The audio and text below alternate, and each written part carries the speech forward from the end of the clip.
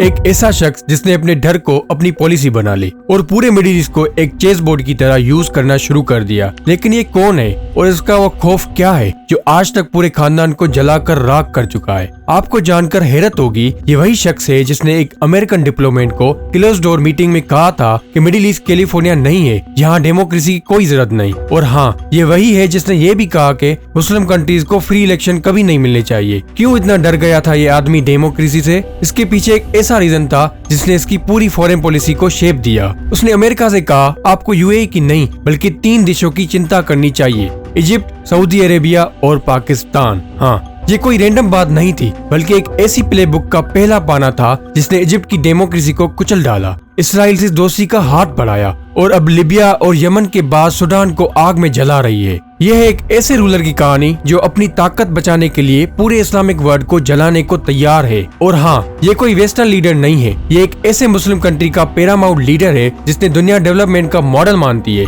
United Arab Emirates के president Mohammad बिन जायद यानी MBZ।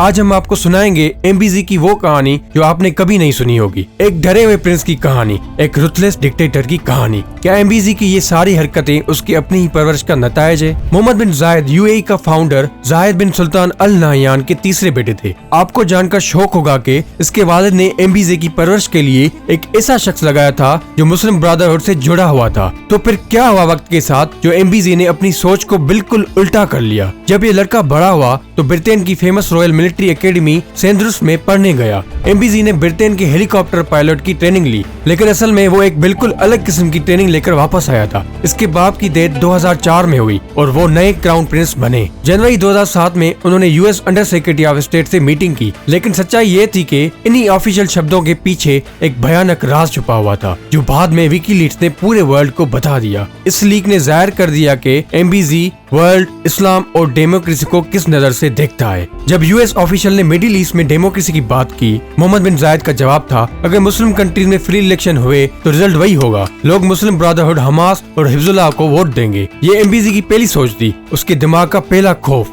डेमोक्रेसी। और फिर MBZ ने कुछ ऐसा कहा जो खास तौर पर हमारे लिए है। उन्होंने कहा, आप UAE की फिक्र करना बंद करें, बल्कि 3 देशों की फिक्र करें, इजिप्ट, सऊदी अरेबिया और पाकिस्तान। तो भाइयों और बहनों, ये है असली गेम, डेमोक्रेसी और डिक्टेटरशिप का नहीं, बल्कि ऑयल, पावर और कंट्रोल का। और इस गेम के दौरान खौफ हकीकत बन गया और अरब स्प्रिंग आया। तुनिशिया में जो आग लगी वो एक देश से दूसरे देश में फैल रही थी। होस्नी मुबारक को जेल में बंद कर दिया गया। लिबिया के डिक्टेटर मोअम्मर गद्दाफी को वर्चुअली मार दिया गया और अबू धाबी की ठंडी एयर कंडीशनर पैलेस में मोहम्मद बिन जायद ये सब देख रहा था। अब उसका खौफ उसके सामने एक हकीकत की शक्ल में खड़ा था। और जब 2012 में इजिप्ट में पहली बार इलेक्शन हुए, जैसे MBZ ने सोचा था, लोगों ने मुस्लिम ब्रदरहुड को वोट दिया। ब्रदरहुड के लीडर मोहम्मद मोर्सी इजिप्ट के पहले इलेक्टेड प्रेसिडेंट बन गए। अबू धाबी के लिए एक कयामत थी। उनके सबसे बड़े दुश्मन, उनके सबसे बड़े आइडियोलॉजिकल ओपोनेंट, उनके सबसे बड़े अरब इले पर रोल कर रहे थे। फिर उसने अपनी पूरी पावर, अपना पूरा वेल्थ एक ही मिशन पर लगा दिया,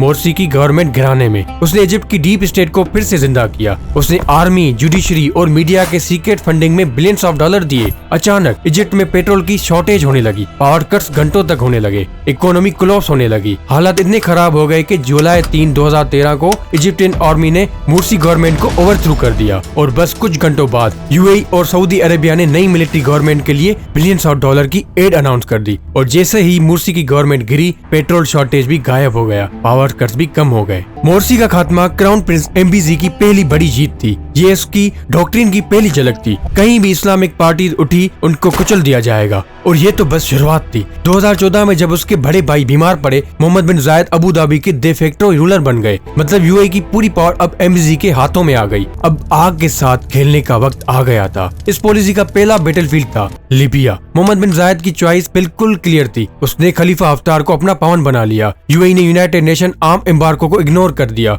हफ्तार को वेपन्स दिए गए armed vehicles, missile defence system और सबसे खतरनाक चीज ड्रोन्स भी। दूसरा और ज्यादा ब्लडी बैटलफील्ड था यमन। 2015 में जब ईरान बैक्ड हौथी रेबल्स ने यमनी कैपिटल कैप्चर कर लिया, सऊदी गवर्नमेंट ने एक मिलिट्री अलायंस बनाई जिसका सबसे एक्टिव और पावरफुल पार्टनर था मोहम्मद बिन जायद। इस जंग ने यमन को बिल्कुल बर्बाद कर दिया, हजारों लोग मर गए और जब ये जंग आगे बढ़ी, मोहम्मद बिन जायद की असली इंटेंशन जाहिर हो गई। उसका इंटेंशन यमन को लिबरेट करने में नहीं था, बल्कि उसकी स्ट्रेटेजिक एरियाज पर कंट्रोल करने का था। और इजिप्ट, लिबिया और यमन को बर्बाद करने के बाद आज यूएई का नया टारगेट है सूडान। आप आजकल सूडान की आने वाली न्यूज जरूर देख रहे होंगे। सूडानीज गवर्नमेंट ने यूनाइटेड अरब एमिरेट्स पर आरोप लगाया है कि वो सारे इस खेल के पीछे वही है। लेकिन सूडान की सिविल वार से यूएई का क्या कनेक्शन है? इसकी वजह दो चीजें हैं, गोल्ड और पोर्ट्स। सूडान अफ्रीका का एक मेजर गोल्ड प्रोड्यूसिंग देश है और इसका बड़ा हिस्सा लीगली और इलीगली कहीं जाता है, हाँ, दुबई। और सूडान रेड सी के किनारे एक बहुत स्ट्रेटेजिक लोकेशन पर है।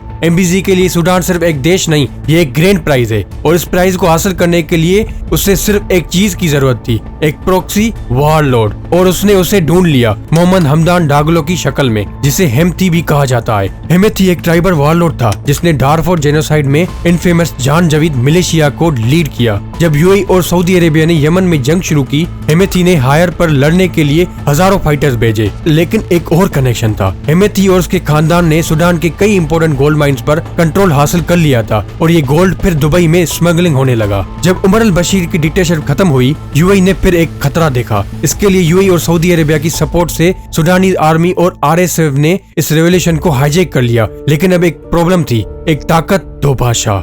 और अप्रैल 2023 में ये फुल ब्लाउन सिविल वार में बदल गया। अब मोहम्मद बिन जायद को अपना गोरा चुनना था और उसने बेट लगाई हेमथी पर। यहीं से सूडान की डिस्ट्रक्शन की गेम शुरू हो गई। यूएई ने चड और उगांडा के रूट से आरएसएफ को वेपन भेजे, ड्रोन्स, एंटी टैंक मिसाइल्स और हेवी मशीन गन्स। हर चीज इमिरेटी पैसों से खरीदी हुई थी, इमिरेटी लॉजिस्टिक्स कंपनी के थ्रू डिलीवर की गई। सोचिए, ये एक कंप्लीट वैल्यू चेन है जो सूडान की जमीन से शुरू होती है और सूडान के लोगों की बॉडीज पर खत्म होती है। और इस पूरी चेन का सेंटर है यूनाइटेड अरब एमिरेट्स। मोहम्मद बिन जायद का खौफ दूर के दुश्मनों तक महदूद नहीं, वो अपने ही घर से उठने वाले आवाजों से भी डरता है। इसलिए वो देश के अंदर एक साइलेंट वार लड़ रहा है। उसने यूएई को एक गोल्डन केज में बदल दिया है। बाहर से तो बहुत खूबसूरत है, मैग्निफिसेंट बिल्डिंग से वर्ल्ड क्लास फैसिलिटीज है, लेकिन इसके आसपास एक केज है जिसके शीशे इनविजिबल टेक्नोलॉजी के बने हैं। अरब स्प्रिंग के तुरंत बाद एमबीजी ने डिसेंट की हर आवाज को खामोश कर दिया। 2011 के बाद कई इमिरेटी इंटेलेक्चुअल, लायर्स और ह्यूमन राइट एक्टिविस्ट्स को अरेस्ट कर दिया गया।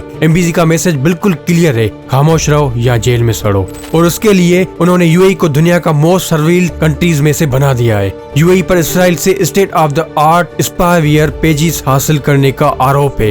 हर फोन कॉल, हर ईमेल, हर मूव पर नजर रखी जा रही है। यह है मोहम्मद बिन जायद का मॉडल। बिग ब्रदर हमेशा आपको देख रहा है, खुशहाली लो और बदले में अपनी आवाज, अपने थॉट्स, अपने फ्रीडम सब कुछ हमें दे दो। लेकिन एक तीसरा और शायद सबसे बड़ा खौफ अभी बाकी है, वो था ईरान। इसका काउंटर करने के लिए एमबीजी ने एक ऐसा स्टेप उठाया जो कोई अरब लीडर सोच भी नहीं सकता था। मोहम्मद बिन जायद के यूएई के लिए ईरान से खतरा दो हिस्सों में था। पहला खतरा मिलिट्री था, ईरान का न्यूक्लियर प्रोग्राम, उसके बैलिस्टिक मिसाइल। दूसरा खतरा आइडियोलॉजिकल था। ईरान एक सक्सेसफुल इस्लामिक रिवॉल्यूशन का मॉडल है। एमबीजी को अच्छी तरह पता है कि वो ईरान का अकेला सामना नहीं कर सकता, उसे एलाइज की जरूरत है। और उसने वो एले ऐसी जगह ढूंढ लिया जहां कोई अरब लीडर सोच भी नहीं सकता था, हाँ, इसराइल। सालों से यूएई और इसराइल के बीच में सीक्रेट कॉन्टेक्ट चल रहे थे। उनके इंटेलिजेंस एजेंसीज ने ईरान के खिलाफ इंफॉर्मेशन एक्सचेंज की और दोनों के बीच में अनऑफिशियल अलायंस बन चुका था। अगस्त 2020 में दुनिया ने देखा, यूनाइटेड अरब एमिरेट्स ने इसराइल को रिकॉग्नाइज किया। इस एग्रीमेंट को एक खूबसूरत नाम दिया गया, इब्राहिम अकॉर्ड्स। लेकिन क्या ये वाकई पीस के लिए था? नहीं। एमबीजी की इस एक स्टेप ने पूरे अरब वर्ल्ड की लॉन्ग स्टैंडिंग पॉलिसी को खत्म कर दिया। पैलेस्टीनियंस के लिए ये हिस्ट्री का सबसे बड़ा धोखा था। लेकिन मोहम्मद बिन जायद ने ये हिस्टोरिकल यू टर्न क्यों किया? पहला रीजन ईरान, दूसरा रीजन इसराइल की साइबर सिक्योरिटी और सर्विलियंस कैपेबिलिटीज से बेनिफिट उठाना, और तीसरा रीजन अमेरिका में अपना इन्फ्लुएंस बढ़ाना। ये स्टेप एमबीजी के वालिद शेख जायद की लेगेसी से भी कंप्लीट डिपार्चर है। बाबा जायद सॉफ्ट पावर और पैलेस्टीनियन कॉज का सबसे बड़ा सपोर्टर्स में से था, लेकिन बेटा बिल्कुल अलग निकला। इसराइल को रिकॉग्नाइज करने की एक ही मूव से एमबीजी ने पूरे मिडिल ईस्ट की पॉलिटिक्स को बदल दिया। उसने नए दोस्त बनाए और पूरी दोस्ती खराब की। शेख मोहम्मद बिन जायद अल नहयान एक नाम जो 21 सेंचुरी मिडिल ईस्ट की हिस्ट्री लिख रहा था।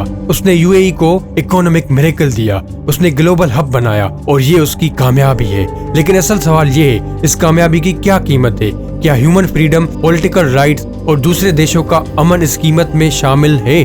क्या कंट्रोल का उसका मॉडल वाकई सस्टेनेबल है? क्या वो हिस्ट्री के रुख को अपनी मर्जी से मोड़ पाएगा, या फिर एक ऐसी लहर आएगी जो उसकी बनाई हुई रेत केसल को बहा कर ले जाएगी? ये वो सवाल है जिनका जवाब फ्यूचर देगा, और हम में से हर कोई एक ना एक तरह से इस कहानी का हिस्सा है। अगर ये वीडियो आपको अच्छी लगी है तो लाइक जरूर करना और हमारे चैनल को सब्सक्राइब जरूर करना, और नेक्स्ट वीडियो किस टॉपिक पर चाहिए कमेंट में जरूर बताना। तब तक के लिए अल्लाह हाफिज।